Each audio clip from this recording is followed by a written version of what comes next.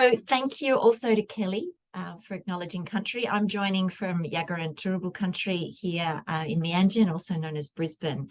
And it's always of value, of course, to recognise whose country we're on and those thousands of generations of learning and living. And actually the University of Queensland, the main camp has been a place of learning, particularly for so long. And so it's actually just a lovely connection that I get to be both a teacher and a learner on that country. And I also recognise that what I'm about to present as a non-Indigenous ally is absolutely recognising country. And that's why I do like to go back to this map, because it reminds me how many countries are in this place that is called Australia. So I'm just going to speak as much as I can from the team and from the people who responded to our research, so that you really hear not my voice, but the actual voices we sought to gather and the reason we sought to gather them. And I know this is a bit wordy on screen, and there are a lot of words that I'm going to flick up on screen, but I think this sets the scene of what today's talk is about, but much more importantly, what is this acknowledgement of Indigenous voices and perspectives, and whose voices are we hearing? So there is limited recognition regarding First Nations people other than relegating us to vulnerable communities in the context of climate change. This disregards our over 65,000 years of sustainable practices and customary knowledge of the natural environment, and thus our significant contribution to policy. First Nations need a voice. And while it's just me presenting today, and my very busy collaborator team is unable to attend, we're delivering similar presentations to a range of our networks and contacts. So as you'll get to know their names in a moment, but I thought this is a pretty fantastic set of photos.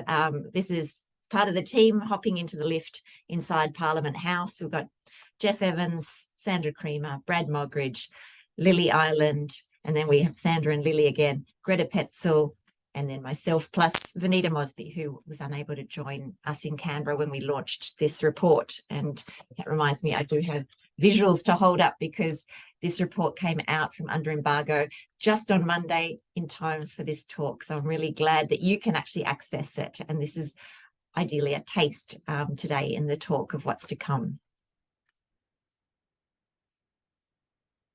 What I would love to cover today, or let you walk away with a little bit of everything, is firstly, we need to bed this down in climate change. What is the data saying?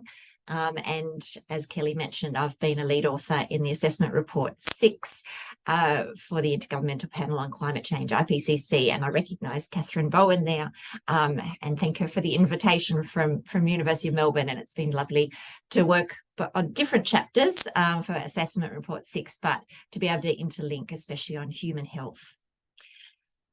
Straight after talking about climate data, I want to go into Indigenous knowledges on climate change and that whole contestation that exists, and then that shift that I believe is happening, and what this report recognises somewhat. You know, we'll keep it in check. It is baby steps, but they're good. It's a big baby, good big steps. And I want to leave you as much as possible with actually hearing the voices from country, so that you can really hear how people are seeing the change, but also how they want to be heard. And there you can see on the bottom, I'm going to flick it up a few times, but you've got the link to the report. And actually, to start with, we're going to talk all about the value of hearing Aboriginal and Torres Strait Islander voices. And it's just really important that on October 14, we all carry that responsibility of supporting the voice. And one of my collaborators on this project, but also a dear friend and my teacher, Adjunct Professor Sandra Creamer, she's a lawyer who's been working on Indigenous rights and climate change legal tools. And she and I spoke yesterday, and she's allowed me to share this piece with you. So I'm just going to flick over to change screen so you can actually hear her voice. So what happens is the Australian Constitution is not a human rights constitution. The Constitution is a relationship between the Parliament and the government. It's not a people's constitution. So that's why for anybody in this country, if your rights are violated, you have to go to a tribunal. That's why we have superannuation tribunal, all these different tribunals set up so that it's a violation of our rights. And then if we win, if we don't win, then we can start a litigation in the courts and then for our rights. So that's how restricted we are when it comes to our human rights. We don't have that at all. That's the way the path is for the justice system because of our constitution. So what happens is that we need to make a change now and start making changes for our rights and constitution to also have a relationship with the peoples. And this may be the first time in history that the Constitution will have a relationship with the peoples if the voice gets up. So this can then make changes not just for Indigenous people now. If a referendum happens and there's a change to the Constitution for the Constitution to have that relationship with the peoples, then down the track we can then have, so we want a referendum, which is very important for us to have a referendum regarding climate change and the war. Because what happened is that when you look back and you look at how much the government has spent on those submarines in France in that deal, and they're still paying billions of dollars, you know, they're not answerable to anybody, the government. And this is why it can pave the way for different advisory groups to the government, and which is what's needed. We can have one in particular also for climate change, which we know is really serious in this world. As you know, the UN has stated, you know, we're on fire or whatever it was said, that quote, you need to quote that. So this is how we've got to start doing it. Not just, yes, Indigenous people are our First Nation people and they deserve that right. One thing you must remember is that Indigenous peoples out in remote communities also, because the land tenure in this country do not allow, the government does not allow them to have own a home. So those people are restricted, and how, you know, that's why their voice is needed to look at some of these different policies that restrict Indigenous peoples, where their basic human rights can be treated equal, like having home ownerships out in remote communities, not having to sell their house, their land off for their basic rights like they wanted to up in Northern Territory, and we've already spoken about this, for those 99-year land lease. Nobody else has to do that, and this is why their voice is important, so that everybody can start being treated equal and the government be more accountable to the peoples of Australia.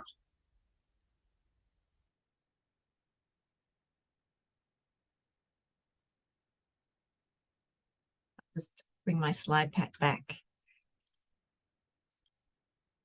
So you, Sandra has given her permission if you would like to share that as we head towards October 14. So this is the part talking about climate change. It's very familiar to both audiences from NES and MCF, but I think there's a couple of things in this summary for policymakers statement that I think is really useful to zone in on. And I know it's very wordy, but let's just pick up a few of the phrases here. So we've got the outline of an incredibly grim outlook, more frequent and intense extreme events, damages to nature and people, irreversible impacts, and systems pushed beyond their ability to adapt. And then we overlay that with the words in blue. It's not equal. We've got reduced vulnerability for some people in particular, and it's disproportionate that this impact. And then that final element in grey, this is a high confidence statement. And when you read anything in the IPCC, we as authors had to go to a lot of trouble and calculations to work out what is the weighting of these statements that we are making. And so that's a very high confidence statement about the future now, as well as what we're experiencing now. Another lot of text on the screen, and this is taken out of the Australasian chapter in Working Group 2 of the IPCC Assessment Report 6. And this is the chapter that I was involved in Australia, covering Australia and New Zealand, both what is happening now on climate change, observed impacts, as well as projected impacts. And you can see a whole range of issues, lots around the physical environment that, of course, supports human health, but some more clearly linked aspects, such as number 7, an increase in heat-related mortality and morbidity for people and wildlife due to heat waves. And that's a big theme that comes up in the Australasian chapter around heat. But overlying this, 2 words that do give me the chills, but are what we're looking at, and that's cascading and compounding events.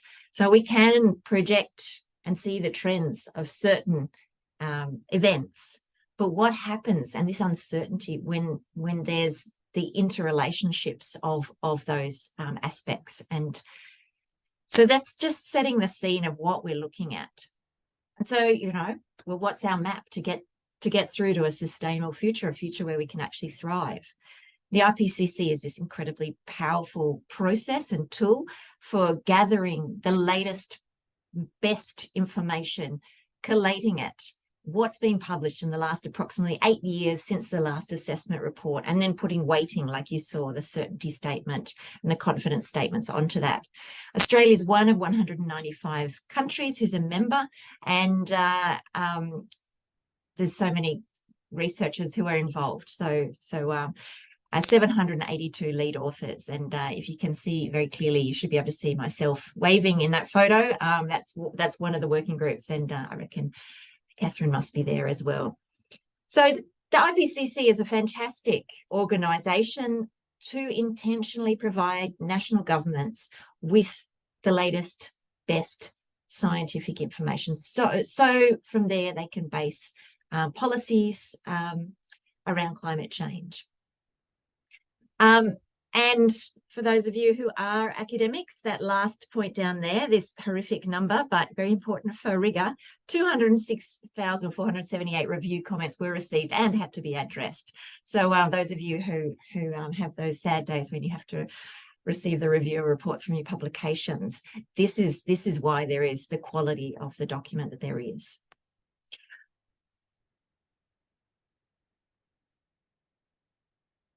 However, what about Indigenous knowledges? So let's just focus for a moment on this incredible range of knowledges, other ways of seeing climate change, other ways of seeing natural resources and landscapes. And so in Australia, we can see this beautiful photo from Amber Rose Atkinson, who is known to the University of Melbourne folks and is a PhD candidate here at University of Queensland, and Gumbaynggirr woman. And she's looking at how caring for country can support Indigenous social and emotional well-being. So we've got Aboriginal Torres Strait Islander people who have lived here for thousands of generations through a range of naturally occurring changes in the climate. And that stewardship that has been practiced across country around ecosystem health, around food sources, around peoples, and this knowledge that continues to be passed down. And so when we're thinking about how do we adapt to climate change, there's a whole rich body of knowledge. And if we just look from outside Australia, and this is not just about Australia, this is across the world, we've got Indigenous peoples managing 25% of the Earth's territory, 80% of the remaining biodiversity, and this empowering and strengths-based focus that declining biodiversity has been less severe in areas managed by Indigenous peoples. And we're talking about 370 million Indigenous peoples. But what's the IPCC's role in considering, privileging and holding those knowledges? So until AR6, Assessment Report 6, which is the latest one, Indigenous knowledges hadn't been recognised equally in it. And there was this huge resistance from Western science-trained researchers to other types of data, including Indigenous knowledges. It comes in different formats. It comes as often a story. It comes as orally held knowledge. It's not necessarily in the peer-reviewed journal articles. So you don't have that publication archive, but you also, you know, like this article that I've cited on screen from Ford, you've got some publications, but they're not necessarily Indigenous led. So we're hearing an interpretation already. And I'm very self-conscious speaking here from this report because I'm non-Indigenous as well. However, I have worked very closely with the team and it has been Indigenous led. So I'm hopefully accurately reporting. And then there's that quote there that there was that stated in Working Group 1, which is around climate science, the challenge of assessing and integrating Indigenous knowledges into the climate science. And the result was actually excluding that data. So that invisibility is set up right from the start. You don't have Indigenous lead authors intentionally sought or appointed, including the Australian delegation or the set of nominees who are appointed by the IPCC. You don't have Indigenous knowledges cited in the IPC prior to the current one. And that flows on. So what's not seen cannot be then documented, placed in front of policymakers with that flow on addressing through policy and through funding.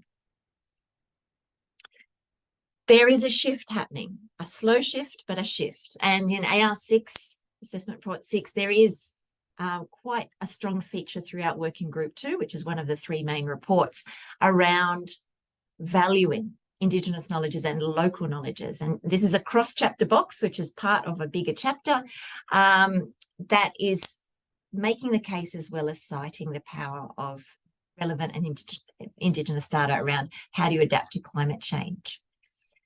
And in my chapter in particular, we sat around the table, the 12 lead authors, at our first lead author meeting, and there was no one there who was Aboriginal or Torres Strait Islander or Maori, because we were covering those 2 countries. And so what we were able to do was to bring in Indigenous contributing authors, and it's a very strict hierarchy. Lead authors can see the whole chapter and contribute to the whole thing. Contributing authors are very important, and I would anticipate there's quite a few CAs on this call, but they can't see the whole chapter. They can't engage with the entire process. They can only see certain sections that are released to them to write and to review. So we invited in Brad Moggridge from University of Canberra. He's a Kamilaroi man and a water scientist. We invited in Professor Sandra, who you just heard from, who's a lawyer and has an Order of Australia for Indigenous women's rights. And we invited in Dr. Vinnitta Mosby, who is a Meriam Mayor from the Meriam Nation, Torres Strait Islands, and has been writing a lot around social work and displacement from climate change. And sorry, Sandra is a Waanyi Kalkadoon woman. So in parallel to the formal work that we did on the IPCC with the Indigenous contributing authors, we also ran a bit of a advocacy campaign, and that's an article from theconversation.com that you're seeing on screen that we wrote when we released it. And I acknowledge the work of Gretta Pecl from the University of Canberra, like myself, a non-Indigenous ally, but working on using our platforms that we have in our positions to share that power and share that platform. If we want to be even more ambitious, this is something to celebrate that just came out earlier this month from the US, from the National Science Foundation, $30 million in funding for the Centre for Braiding Indigenous Knowledges in Science and several other centres. And the purpose is to cultivate Indigenous knowledge of the environment and weave it together with Western scientific methods in a way that respects local communities and cultures. So we're seeing this shift, this privileging, and also this beautiful word of weaving. It's not about conflict. It's not about choosing sides or what's your training and how do you consider rigor or value of data, but actually how do we bring them together? And that brings me now to the report that has come out from under embargo and which I'm wanting to speak to today. So this advocacy process that we were running in parallel with the IPCC work resulted earlier this year in the federal government coming to us ahead of the Planning for Assessment Report 7, which is commencing now. And they were seeking advice on actions and processes to both strengthen Indigenous knowledges on climate change into the IPCC reports, but also the participation, who is becoming a lead author, who's going to be nominated. So Gretta and myself, we received this invitation. We brought together the contributing authors, Sandra, Vinnitta and Brad. We also brought on Lillian Ireland, a young lawyer who's a Melukerdee woman, a Palawa woman from Tasmania, and then another colleague, Jeff Evans, to support the work. The way we set out to hear voices, and that was a really big focus, is we wanted to hear the voices directly. So we engaged with community members who we call traditional knowledge holders. They might not necessarily be researchers in the Western educational academic sense, but absolutely recognising the knowledge that they hold and the seniority within their respective countries. We also sought to speak to Indigenous scholars who are working on climate-related or environmental-related issues. And we did have a small proportion of respondents who were non-Indigenous climate change researchers that we felt had relevance. And we went way beyond what the federal government commissioned work asked us to, because we didn't want to just answer those 2 dot points. We wanted to hear those experiences and knowledges and concerns around climate change. And in fact, we didn't open our engagement with the framing of climate change. We stepped back and said, tell us about your country, tell us about changes that you're seeing, tell us what you're concerned with, and tell us what you want Canberra to hear and to change. So kind of flipping where the power lies and whose voices are asking the questions. And the result was 74% of respondents were Aboriginal and Torres Strait Islander peoples, with connection to 43 countries and language groups. When we set out, and we hope that we really honoured this, is that we wanted to maintain the integrity and authenticity of our process, but also of that valuing of data. This is not just data, this is knowledge, this is story, this is high value and very special information. So our engagement was very qualitative. There were some quantitative questions, but the more we developed the survey tool, the more we realised it was more just a survey, a question guide. And we wanted the questions to be culturally appropriate and really authentically capture voices. We worked through our Indigenous research members, group members, so that the request for information was delivered with cultural competency and full information about what the questions were being asked. And for some members, that meant using language and going between English and language. And you'll also see in the report, as well as some of the quotes I use on screen, we didn't want to add too much of an interpretation to take away that power of the actual voice, although acknowledging it's all published in English. So there's been a process there of interpretation.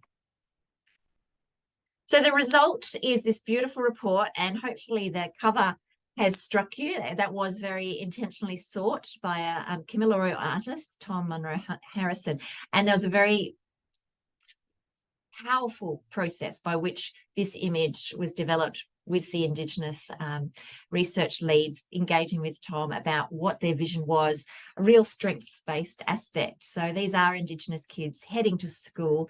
Obviously there's sea level rise, but the school is still open. There's still food trees growing. Life goes on as normal. There's adaptation happening. Essential services are still open. And yet it's acknowledging there is a changing climate. Now, the government had asked us for advice, so we set out our work with recommendations, and you'll see that there's 29 recommendations, and they did respond to both their request for advice, plus we gave them a gift of way more than they asked for. And the 4 areas are: how do we strengthen Aboriginal and Torres Strait Islander people's knowledges and perspectives? That was one of the dot points in the contract, and improving participation. But also we added, in what way should climate change information be provided to Aboriginal and Torres Strait Islander peoples? Sending them links from the IPCC reports in that format may not be the best approach, and you'll see at the end of the the report, there is a proposed people's summary. So you will have looked at the summary for policymakers and the technical summary that exists. We're also proposing there's a people's summary. And so we had a bit of a go at working with a graphic designer to create that. But then that fourth dot point is where we flipped the microphone and said, well, what do you want? What do you want on your country? What do you want to hear? What do you want to send in terms of messaging back? And I'll just dive into one of the recommendations, number 17, which is, well, how do you engage and support participation? And yes, that's about nominating and supporting nominations. But where's that pipeline of Indigenous scholars that are being supported? How does the invitation get delivered and considered, and that process of supporting a nomination through the process? And you can see a voice to Parliament is going to be a big part of that, because that's increasing that recognition in Australia that voice hasn't been valued previously. And then that last point, this is not just one way, this is two-way. And every engagement that I have personally with Aboriginal and Torres Strait Islander colleagues and partners, I always take away something. I always learn something, and that's because I'm learning to listen and I'm learning to be humble. And I know that my academic training is not where it starts or ends. It's something that I have, but there's always something to gain. And I think that's also really powerful. And I think that's a process that we took. The Department of Climate Change, Energy Efficiency and Water were our client, although they're engaging more widely with the federal government in terms of other agencies. And I think that was a process that their work from the unit that commissioned this report was all about climate change, and expanding that to hear from Aboriginal and Torres Strait Islander peoples was a really big step beyond. And I think that two-way engagement was even happening directly with the commissioning team, as well as once we actually launched the report. There were about 12 different agencies who attended. So we really gave them that opportunity and direct contact with the Indigenous scholars who led the report. So these are just a couple of slides to summarise what's in the report, and I do encourage you to go deep into the report and read what's relevant to your work, but also the context in which we set it. So yes, we absolutely support the government's request for advice, and we recognise this history that I've given you of voices not being intentionally sought in the IPCC. We think it's really thrilling that this moment in time allows influence by the Australian government, both in their own processes of nominating Australian-based researchers for the next assessment report, but also, and this is a bit exciting to be able to say this, is this a moment, or can this be a moment for Australia's leadership on climate change on this point? They don't have a great legacy at all in terms of leadership on climate change, in terms of in the international arena or even in this country. But this is a moment where they can say, we commissioned this advice, but actually it's not just commissioned, it's something we're going to act on. And showing that leadership, valuing Indigenous knowledges and peoples, and taking that into that 195 member government engagement as they plan AR7. Now, something I'm going to come back to a couple of times in the next few slides is, what is consultation? And I know that the Network for Environmental Social Scientists will come to this a lot. And there's a whole spectrum of consultation, and we've probably all personally and professionally been exposed to many points along that. There's that consultation where the question is asked and the information is gathered and nothing happens, all the way to where we want to see it at the other end, which is engagement, best practice engagement, that this is not the end point. This report is not the end point. The engagement is not the end point. It's the start of action. And that this has to be led by Indigenous peoples, as this work was. So firstly, how could Aboriginal and Torres Strait Islander peoples engage in the IPCC? And this is recognising that that Aboriginal and Torres Strait Islander peoples live across this entire country, mostly urban-based. I'm speaking from southeast Queensland, which is the largest population of Indigenous peoples in Australia in this region, so obviously very urban. Only 1/5 of people live in remote and very remote areas. However, those remote and very remote areas often have elements, both physical, exposing to more extreme climate-related events, as well as potentially much lower quality services and lower general incomes for a variety of reasons, both historical and current, that mean those populations actually much higher priority for ensuring protection and resilience to climate change. So firstly, Indigenous Knowledges is IPCC data. We've got a quote on screen about really being open to all the relationships between and in country rather than this siloed approach of this statistic, that research focus. And how do people experience climate change, not just the biophysical collation of data. And that second point is, well, could the IPCC work be relevant to Indigenous peoples? And one respondent there from the Torres Strait is asking or demanding to be given a platform to speak and allow us to speak for ourselves on issues that directly impact our lives and well-being. So I think that's really powerful. What is government hearing and who are they hearing from? And then that point that you saw earlier on screen about two-way engagement. Yes, the IPCC report might be important and a tool that goes out more internationally, but what's that two-way? How information is received and what information is gathered. And staying on that point, there's that holistic way that considers well-being, and that triggers us to think, I'm here in the School of Public Health and we have lots of definitions that we flip up about what does health mean and who defines health.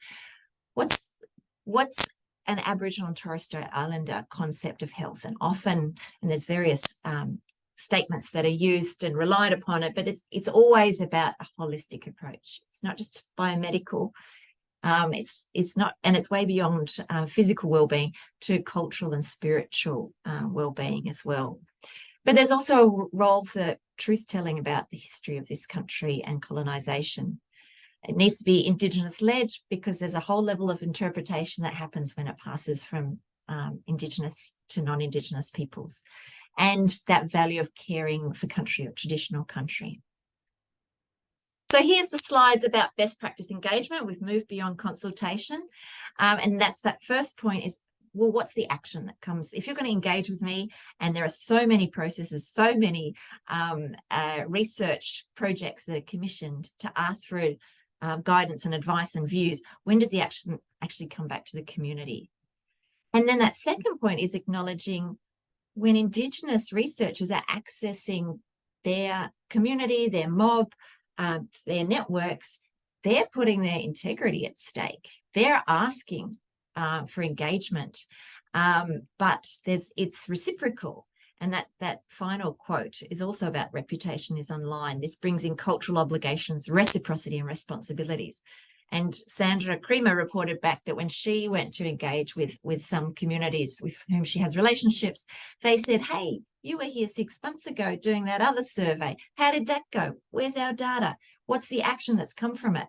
And really asking her as that conduit to stand beside the process and the data collection and honour their voice back, which obviously she did, but they were really holding her to account. So there's only a few more slides and then we'll go to question and answer. These slides are just about that value of hearing direct from people. You've got to hear from the real and authentic voices and these invisible people. They can be hard to access, but then that third part of the quote is about Aboriginal and Torres Strait Islander people can access their communities and they bring that trust. That's where that reciprocity and that relationship exists. And this is what is effective consultation. So what were people telling us about climate change? They want to be in the conversation. It affects exactly where they're living. And it affects them holistically. Yes, definitely in terms of ecological health and engagement with their country and around food and around well-being, but it also has economic dimensions as well. They wanted to talk about food, and this is a specific comment from the Torres Strait, weather impacting on traditional food crops. That second comment is around, if you can't care for country, you can't, if you physically can't sit out in hot country for ceremonies, so you can't actually engage with country, and also how to be able to carry out stewardship, such as cultural burning of forests. And then you'll see in the report, and it was powerful having both Lillian Ireland and Sandra as lawyers and Indigenous lawyers who really said, we've got to put this in the big context. So there's a lot of legal dimensions that they've brought up and a real rights-based approach. And I can see Jess from Lowitja Institute here on the call, and there's a fantastic piece of work that's now being carried forward by the Lowitja Institute, Indigenous-led work around a rights-based, Indigenous voices-led response to climate change. And so that infuses a little bit of this work, and there's a beautiful carry-on from our work here onwards to the Lowitja project. So firstly, stop talking about stakeholders. This came out really strongly, but Indigenous peoples are leaders and co-managers of their country. Yes, they're absolutely holding a stake in protecting their country and culture, but it's not the way that they are asking to be thought of. They want a rights-based approach. So FPIC, free and prior informed consent, what's going on in their country, what's being decided about them. And then just really honouring those human rights and ethics in decision-making. And so there's a range of recommendations that link to those comments. So where to now? I've mentioned that potential, no, I'm not going to say potential, the opportunity for leadership of setting the way forward for the other 194 member countries as we walk into Assessment Report 7. And that will be through proposing lead authors to have to be Aboriginal and Torres Strait Islander, or at least having a minimum number, and also encouraging the inclusion of data and privileging that. Our work too is always about going back to the contributors to this report who shared that knowledge, and that we don't see that just as data, we see that as a relationship and a gift. And of course, for all of us on the call who have the right to vote on October 14, is upholding the importance of a voice of our First Nations peoples. And there's a lot of information you can seek there, but really, as a non-Indigenous person, I'm one of the majority in this country in terms of numbers, and the vote is going to be carried beyond the 3% of our population who are Aboriginal and Torres Strait Islander. And so that puts, for all of those on the call who are non-Indigenous people, your voice is really important, and there's a responsibility there. And the eastern states, where we're all joining from, I think, that's where the majority of the population will be. So voting, so especially Queensland, which really needs to vote yes. So there's this slide, the link to where the report is located online, and you'll find some other products as well. There's our contacts from the amazing team, and I just really acknowledge their knowledge, their sharing, their involvement, and the way that they keep stepping up into this hard space, asking about culture, asking about country, and really being able to walk into those rooms of power and share their voice. Thank you.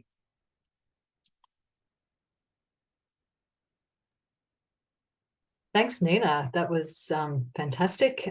Do we have questions that people would like to put into chat or would like to unmute themselves and ask Nina directly? Otherwise, you're going to end up with a boring question from me. Just give everyone a kind of moment or two to formulate their thoughts. While people are formulating their thoughts, Nina, I wanted to ask you, I mean, this is, oh no, sorry, Catherine. Catherine's got a hand up. Go ahead, Catherine.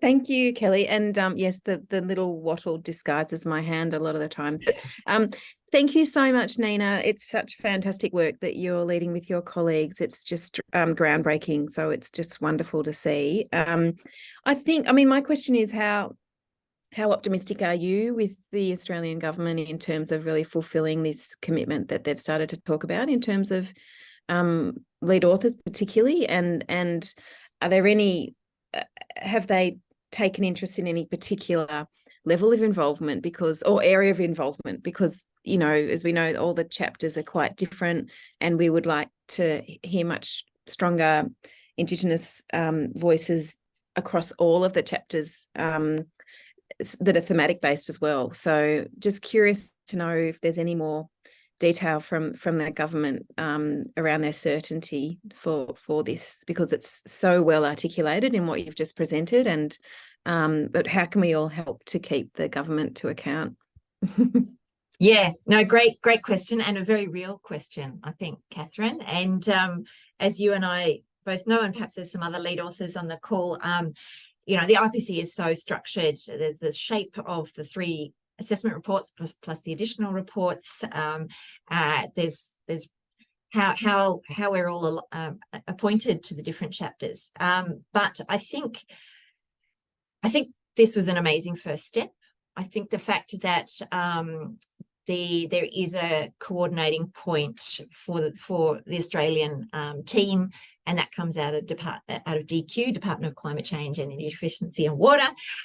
So there is a means by which that communication can happen and that action can potentially happen.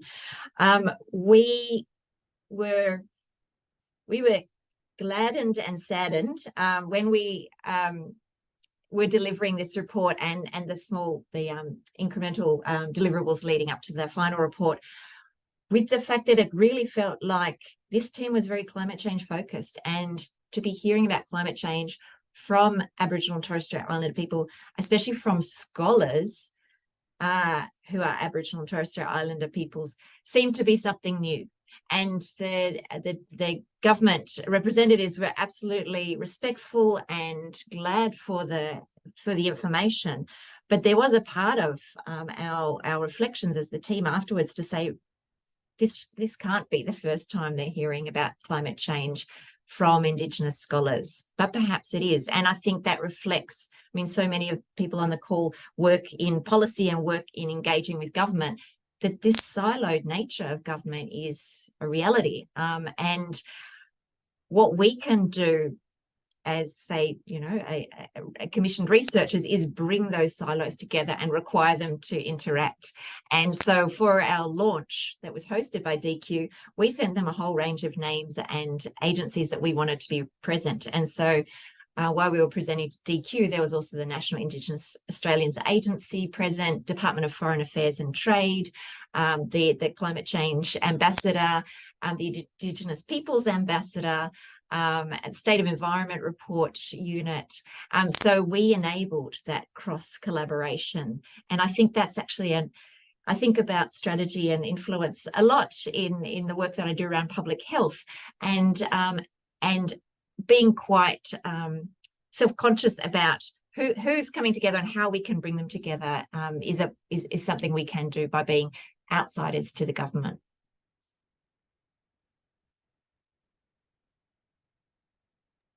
Are there other questions for Nina? I have what might be a dumb question. So how does the IPCC lead authors get chosen normally? Is it the government that chooses them from member countries? No, there's, yes and no. There's very specific wording that we had to get right in the report, which is that we are nominated. So you self-nominate, and then the Australian government nominates people from Australia to be involved. And so I don't have the numbers in front of me, but I think Australia had around 30 lead authors across the 3 different reports and the 2 special reports that together made up Assessment Report 6. But I think the fact, Amanda, that you asked that question is excellent, because it does seem like a little bit of a mystery thing, and it can be a bit of word of mouth where you flick the nomination form when you receive it on to colleagues who you think might be relevant. And so I think that is excellent to be raising that. How do you even engage in this mystery thing that only happens every 8 years? And so that actually is something we wanted to encourage, is that engagement and almost mentoring process of how do you put in a nomination, and what would you actually do, and what does it involve? You know, will I go overseas a lot, or will I have to give? You know, it's not funded. So if you're not in a university or some other research supportive organisation, it will be a lot of volunteer time of quite a significant nature. So one of our recommendations was financially supporting Indigenous knowledge holders who might not be in a research organisation that does not value IPCC involvement. So keep your eye out. The nominations come out, I think it's about a year's time. Are there other questions for Nina?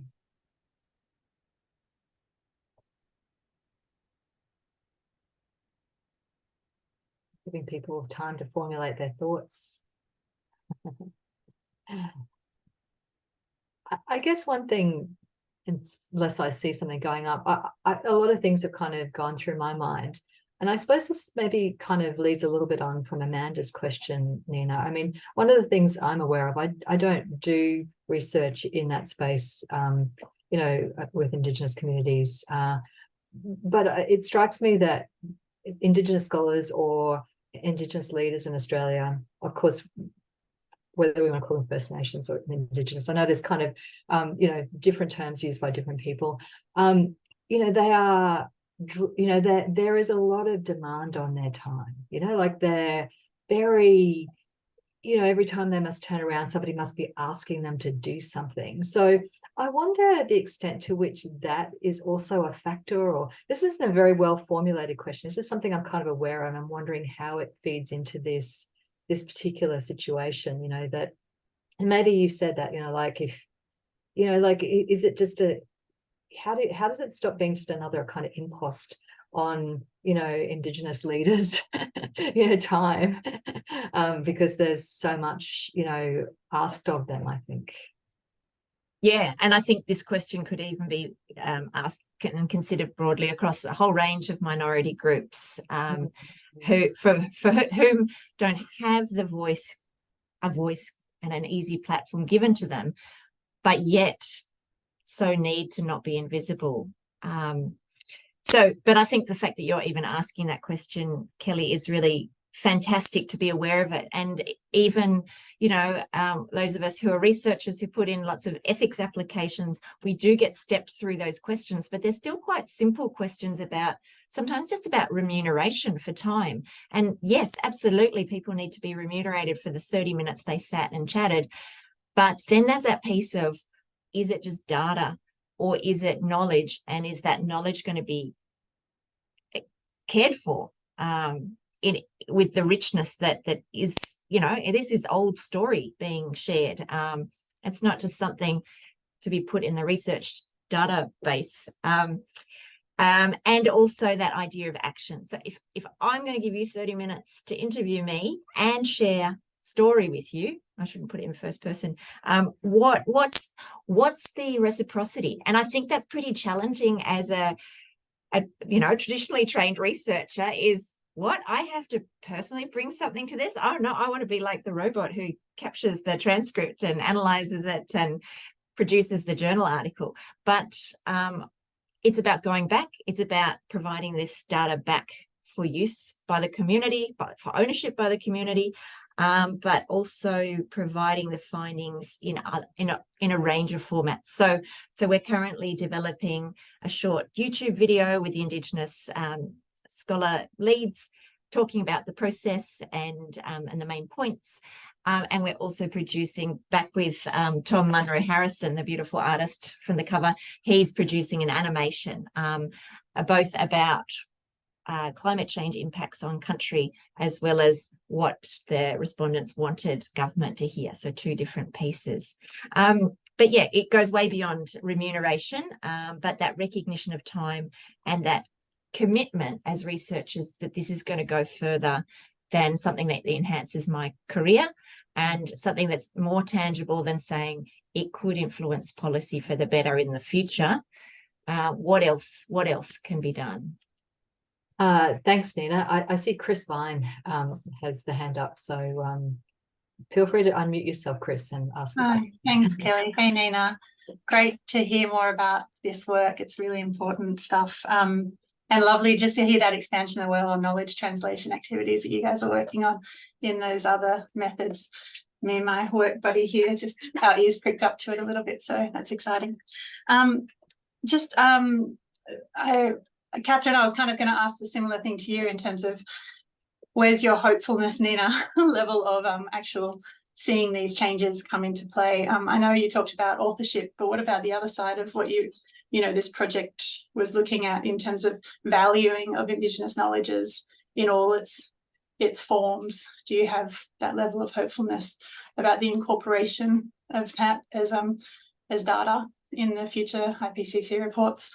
And then just to add on to that as well, like what are other First Nations communities doing? Where's the precedence? Yeah, that's great. Thank you, Chris, and lovely to see you online. And I'm going to give you a shout out because you're probably a bit too humble to do this, but Chris was a key author on a lovely report that came out in 2021 on Indigenous views on climate change for the Lowitch Institute, of which the next round, she and I and Jess are all working on. So We'll turn my video off if you keep going. So, but I want everyone to look at. So led by Veronica Matthews, a wonderful scholar and Quandamukuma woman. But that everyone should go and look at that report too. So Indigenous knowledges as data. So there's kind of two pathways that have been taken. One is, okay, the IPCC Assessment Report 6, it's all clunky, it's all set up on Western ways of knowing and incorporating knowledge. So there were some really creative ways that we used to try and include and succeeded, including Indigenous knowledges. So Tera Mostonen, an amazing lead author from Finland, who's a traditional a member of his fishing community and has been pushing for 20 years for Indigenous and local voices on climate change. What he did was he sought out verbatim stories from across the world, and there's this fantastic report you can get from the Snow Change website, but it's also cited in chapter 18 of Assessment Report 2, Working Group 2, Assessment Report 6. Snow change is the key word there, where he gathered story, published the story, and then was able to cite that as a grey literature document in the IPCC. And the IPCC doesn't allow much grey literature, but you can, if you can justify it, you can include it. So that was a clever way of working within a clunky old system. So that's really good. But of course, that's not where we want the future to be. And I think Assessment Report 7 is on the cusp of being able to make changes. And I think part of it will be Indigenous lead authors on publications. And there's a so that's, can we support that? And like this report that we put out, we will be publishing a range of academic journal articles with the lead authors, Indigenous lead authors. So that starts adding to the archives. And then just the other part of your question, Chris, was about precedents. I think the Snow Change report will identify a lot of countries where there is documentation happening. There's some fantastic work coming out of Canada from First Nations authors and from New Zealand, where so often we look across and be inspired by the work that's already underway in Aotearoa, New Zealand. And that is often happening in a collaborative arrangement where Indigenous scholars may be connecting back to traditional knowledge holders on country and at least having non-Indigenous allies assisting or being involved in that process if if and where useful. And so that Cheryl Lee Harper is a non-Indigenous Canadian woman who has been doing a lot of work with Arctic communities, and she was played a hugely influential role in the IPCC Assessment Report 6 for bringing Indigenous knowledges in through that engagement role, and she's taken a more senior role in the Assessment Report 7, so that process should continue. So having people in the right places, both IPCC authors in the IPCC structure, and then having national governments asking to and telling that they're going to do better. Thank you so much, Nina. We've come to 1 o'clock, so I think it's time that we finished up. But thanks again for a terrific talk, and thanks everyone for coming along. And I think it's really inspiring to hear about this work, and may there be more like it, and and more action in the future. So I will stop recording now. And say goodbye to everyone. There'll be a recording that can be shared for anyone who wasn't able to make it today.